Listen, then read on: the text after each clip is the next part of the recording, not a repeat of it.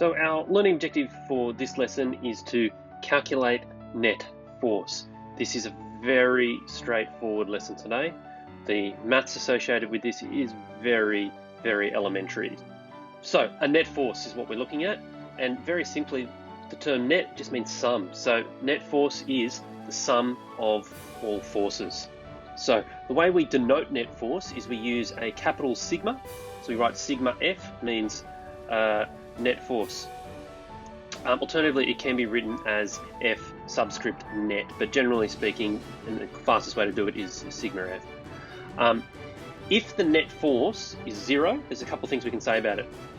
So if it is zero, we say that there are multiple forces acting on the object and they add up to equal zero.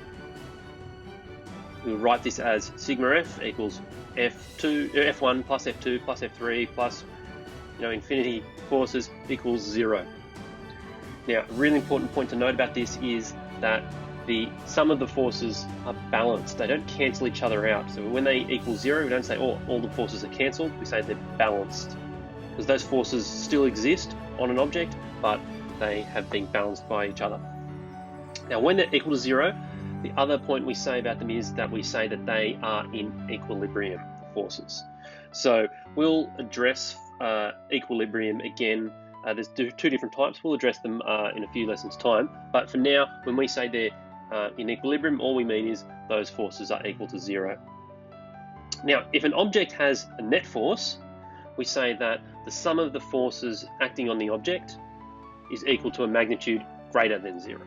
So it means there is once we've summed them up, there is a value to it. It's not equal to zero. So sigma F equals F1 plus F2 plus F3 plus many F's equals greater than zero. Nice and simple.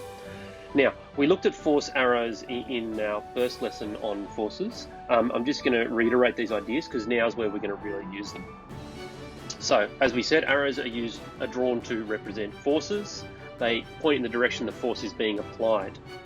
If the arrow is connected to an object, it is applied to the object. If an arrow is pointing to an object, it's a push. An arrow pointing away from the object is a pull. Arrows can and will be labelled with either magnitudes, so that's size, or they can just be given a name. So in this example here, the thrust is labelled, or it could be labelled with a magnitude 100 newtons. So let's now take a look at a couple of examples that you'll be looking at, and you'll notice they're very simple. So the box below has multiple forces applied to it as shown below. Determine the net force. Okay, so what we can see is two forces being applied to this box. They're both pointing to the box, so they're both pushes, and they're going in opposite directions. So what we're going to need to do now is what we've done in the kinematic stuff is we're going to apply signage to direction. So by convention, we say to the right is positive and to the left is negative. So I'm going to use my formula of a net force formula equals F1 plus F2. So the net force is then equal to 16 plus minus 7 because it is going to the left. That gives me a result of 9 newtons. Now, because I've got a positive answer, it tells me it is going towards the right. So final answer, because this is a vector, forces are vectors, it must have that direction as well. So it's 9 newtons to the right. Here's another example. The box below has a net force of 10 newtons to the left. Calculate the missing force. Okay, so here's the way I'm going to write this now. I'm going to say the net force equals minus 10. And I know that the net force equals all of the forces added together. So I'm going to write these out. F1 plus F2 plus F3 plus this mystery force that we don't know yet.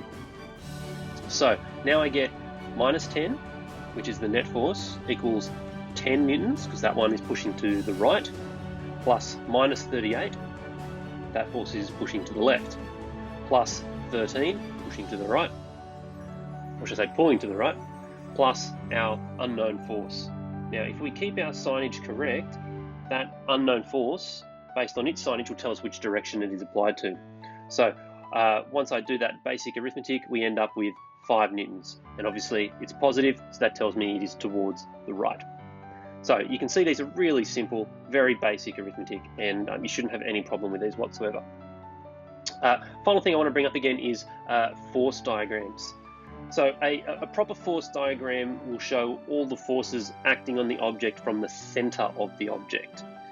The arrow lengths should be to scale relative to the magnitude of the force. So in this scenario, you can see that the largest force acting on it is F subscript T, and I would take a guess that that subscript T stands for thrust. And this is one way that we can label our forces, just with an F and then a subscript based on what the actual force is. So you can see the light blue one there is the force of friction, the white one is the force of gravity, and the yellow one there is the normal force.